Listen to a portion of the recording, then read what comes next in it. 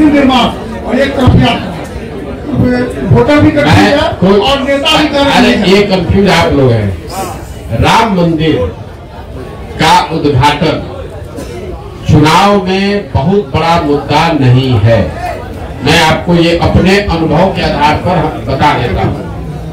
चुनाव की जितनी समझ हमको थोड़ी बहुत है, कोई एक मुद्दा जिसको आपने पहले कड़ाही पर चलाकर गुड़ बना लिया है, अब वापस से उसको चढ़ाकर समाज को उस तरीके से आंदोलित नहीं किया जा सकता है। राम मंदिर के मुद्दे पर एक बार जब आडवाणी जी सोमनाथ से चले, तब एक बार उस मुद्दे पर वोट पड़ा।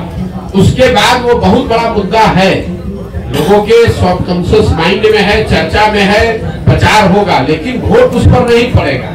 आप मोदी जी ने जब अपने पार्लियामेंटेरियन से, अपने सांसदों से मुलाकात की, तो मोदी जी ने भी खुद कहा कि खाली राम मंदिर के नाम पर चुनाव नहीं जीता जा सकता है, क्योंकि एक बार मंडल आया तो देश में बहुत आंदोलन हुआ, लेकिन जब 5 वर्ष के बाद मंडल लागू किया गया तो किसी को पता नहीं चला।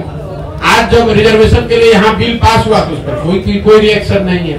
तो समाज की इतनी समझ रखिए, काठ की हांडी या कच्ची हांडी, आप एक ही चीज को बार बार नहीं चला सकते हैं। जन आंदोलन हुआ अन्ना के समय में लोकपाल को लेकर, आज आपको लगता है कि जब लोकपाल के नाम पर आंदोलन फिर से हो सकता है? उस समय हुआ, पूरा देश अन्ना के साथ जन लोकपाल के नाम पर खड़ा हुआ। आज अगर अन्ना भी आ जाए, जन लोकपाल फिर से लेकर बैठ जाए तो भी कोई नोटिस नहीं लेगा। तो राम मंदिर का उद्घाटन बहुत बड़ी घटना है, उसकी चर्चा होगी, बीजेपी उसका प्रचार प्रसार भी करेगी, उसका लाभ लेने का कोशिश भी करेगी, लेकिन वोट उस पर बहुत ज्यादा प्रभावित उसकी वजह से नहीं होगा। दूसरी वजह से लोग वोट भले दे दे, वो अलग बात। राम मंदिर का निर्माण बहुत बड़ी घटना है, उसका उद्घाटन बहुत बड़ी घटना है।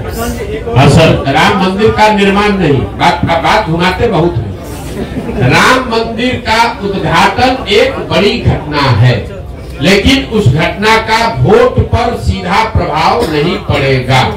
आप जाकर यहाँ पूछ लीजिए जो भाजपा को वोट दे रहा है कि वोट आप इसलिए दे रहे हैं कि 22 तारीख को उद्घाटन है, कि वोट आप इसलिए दे रहे हैं कि मोदी जी नेता है। तो ज्यादातर लोग कहेंगे कि हम वोट मोदी की वजह से दे रहे हैं। सही बात।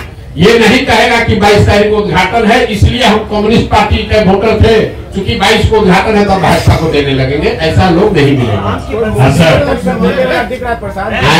मोदी को टक्कर देने वाला विपक्ष में कोई दिख रहा है चेहरा आपको? मेरे भाई एक चीज मैं आपको बता दूं, देश में विपक्ष कभी कमजोर नहीं होता है, विपक्षी पार्टी कमजोर हो सकती है। जो मोदी जी महामानव बताए जा रहे हैं, इनको कोई नहीं हरा सकता है।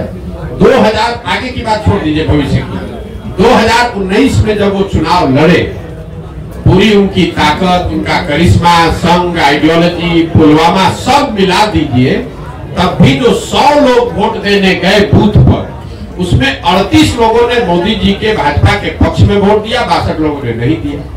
तो 62 लोग ज्यादा है कि 38 ज्यादा है? तो इस देश में विपक्ष कभी कमजोर नहीं है।